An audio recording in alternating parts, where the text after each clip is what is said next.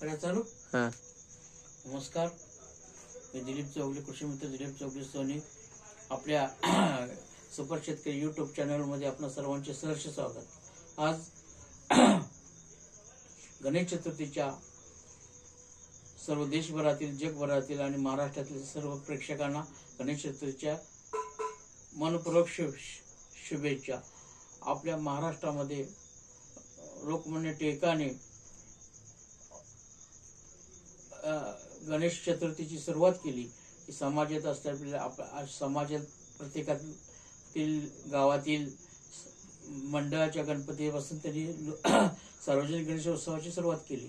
त्याचा ह्याच मूळ उद्देश होता की प्रत्येक ठिकाणी लोकांची कामे आटपून एकत्र मंडळाच्या ठिकाणी येऊन थांबणे आणि आपापली कामे आपल्या अडचणी मंडळाच्या मार्फत पद्धतीने सार्वजनिकरित्या सोडवणे हाच त्यांचा महत्व. लोकांनी प्रेमाने एकत्र येणे हाच त्याचा उद्देश होता.